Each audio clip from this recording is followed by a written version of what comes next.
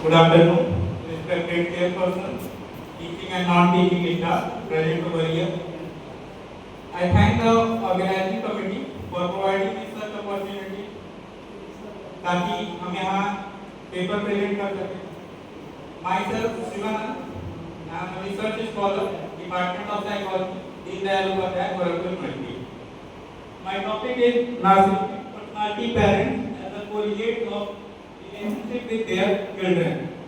हमारे research paper में mainly दो वेरिएबल हैं, जिसमें है पहला पेरेंट चाइल्ड रिलेशनशिप और दूसरा है narcissistic personality parent. Parent child relationship समझने के लिए जो कि ऐसे हम समझ सकते हैं, पहले परिवार जो कि छोटी इकाई होती है एक समाज की. जब एक बच्चा जन्म लेता है, जिस माहौल में वो पलता है बढ़ता है, वो एक फाउंडेशन प्रोवाइड करता है कि उसका भविष्य कैसा होगा. हमारे रिसर्च पेपर में हमने ये देखा है और नार्सिसिस्टिक पर्सनालिटी इसके बारे में हम कुछ बताते हैं. नार्सिसिज्म जो शब्द है वो एक कहानी से ग्रीक कहानी से लिया गया है, ग्रीक स्टोरी से, जिसका मतलब होता है ये नार्सिसिज्म जो है वो एक कैरेक्टर है एक स्टोरी का, जिसको अपने रिफ्लेक्शन से ही प्यार हो जाता है और वो उसको पाने के चक्कर में अपने आप से हेट करता है और कहीं ना कहीं अपने आप को नहीं पा पाता है, तो उससे उसकी क्या होती है, मृत्यु हो जाती है. कंक्लूजन ये है स्टोरी का कि हम अपने आप में इतना ना खो जाए, अपनी चीजों को इतना सर्वोपरि न बना लें कि वही हम हमारे ऊपर ही हावी हो जाए, हम दूसरे को भी ध्यान दें.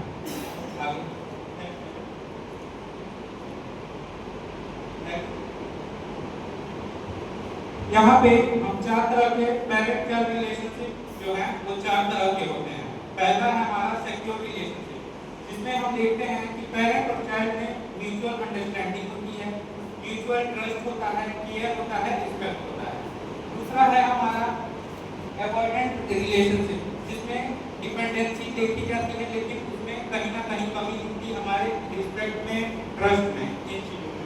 उसके बाद है हमारा एम्बिएंट, इसमें क्या है, बच्चा अटेंशन नहीं पाता है तो उसमें क्या करता है, वो कोशिश करता है ऐसी चीजों को करने की कोशिश करता है जिससे क्या वो अपने माता पिता का ध्यान अपने तरफ केंद्रित कर सके. उसके बाद चौथा जो है वो है डिसऑर्गेनाइज्ड रिलेशनशिप. डिसऑर्गेनाइज्ड रिलेशनशिप में ना तो उनके बीच अंडरस्टैंडिंग होती है, ना कोई संबंध, पारस्परिक संबंध, ना ट्रस्ट, कोई भी चीज नहीं पाई जाती है. ऐसे ही कई सारी स्टडीज हैं. जैसे पहली स्टडी हमारी रॉबर्ट सी पियांटे, जिन्होंने चाइल्ड पेरेंट रिलेशनशिप में रिसर्च किया था. इन्होंने ये पाया था कि अगर रिलेशनशिप जो होता है पेरेंट और चाइल्ड का अच्छा होता है तो उसके एकेडमिक परफॉर्मेंस में इंक्रीमेंट देखने को मिलता है, सोशल मैच्योरिटी जो होती है वो सबसे बेहतर होती है. उसके बाद हम इम्प्लीकेशन ऑफ द स्टडी देखेंगे. इम्प्लीकेशन मतलब हम अपने स्टडी का जो भी आउटकम है उसको कहाँ इम्प्लीमेंट कर सकते हैं, क्या उसके आउटकम से सहारा ले सकते हैं या क्या सीख सकते हैं. तो हमारा इम्प्लीकेशन ये हो सकता है स्टडी का कि हम कैसे पॉलिसीज बना सकते हैं. जैसे अगर कोई वर्किंग पेरेंट है तो कैसे वर्क लाइफ बैलेंस बनाए ताकि अपने काम को प्रायोरिटाइज करे, अपने बच्चे को भी, अपने फैमिली को भी प्रायोरिटाइज कर सके. इसके लिए गवर्नमेंट को हमारी स्टडी हेल्प कर सकती है ताकि उस कॉलेज को एक पॉलिसी जनरेट कर सके. Next slide. हमारा ऑब्जेक्टिव है to explore the relationship between narcissistic parents and relationship between their children. दूसरा है to explore the gender difference in narcissism and parent child relationship. उसी प्रकार हमने दो हाइपोथेसिस बनाई है, जिसमें पहला है कि हम दोनों के बीच निगेटिव कोरिलेशन संबंध देखने के लिए मिलेगा. इसमें जो रिलेशनशिप है पेरेंट और चाइल्ड के बीच और जो उनके कैरेक्टर है, पर्सनालिटी ट्रेट है, नार्सिसिस्टिक पर्सनालिटी ट्रेट है, उन दोनों में नकारात्मक सहसंबंध देखने के लिए मिलेगा. नकारात्मक सहसंबंध मतलब होता है कि अगर एक की संख्या घटेगी तो दूसरे का क्या होगा, बढ़ेगा. अगर एक का बढ़ रहा है तो दूसरा क्या होगा, घटेगा. दूसरा हमारा परिकल्पना है, जो हाइपोथेसिस है वो है कि हमें जेंडर डिफरेंस देखने के लिए मिलेगा, जिसमें नार्सिसिज्म में जैसे हम मेल फीमेल में ये देख सकते हैं कि क्या मेल में ज़्यादा है नार्सिसिस्टिक जो पर्सनालिटी है, क्या वो मेल पेरेंट्स में ज़्यादा है, फीमेल्स में ज़्यादा है, ये हम देखेंगे। जो हमारी मेथडोलॉजी है, हमारा सैंपल था 30 पेरेंट्स जिनका इनपुट है 28 से 36, जिसमें 15 फादर्स हैं, 15 मदर्स। डिस्क्रिप्शन ऑफ टूल्स जो है, पहला हमारा टूल है नार्सिसिस्टिक पर्सनालिटी इन्वेंटरी, जिसमें 16 आइटम्स हैं, जिनके जो कि है हमारा 2 स्केल है, जिसको 0 जो है वो रॉन्ग रिस्पॉन्स है, 1 जो है करेक्ट रिस्पॉन्स। हमारा सेकंड स्केल जो है वो है चाइल्ड पेरेंट रिलेशनशिप, जो कि रॉबर्ट ने दिया था इन 1992, जो कि 5 पॉइंट इफेक्ट स्केल पे बना हुआ है। जहाँ तक हम डेटा एनालिसिस की बात करते हैं, तो हमने बनाया है प्राइमरी डेटा को कलेक्ट किया, उसके बाद इन चीज़ों को एफपीएसएस जो सॉफ्टवेयर होता है उससे एनालाइज किया और स्टैटिस्टिक कोरिलेशन मैट्रिक्स और वन वे एनोवा के द्वारा हमने अपने स्टैटिस्टिक्स को दर्शाया है।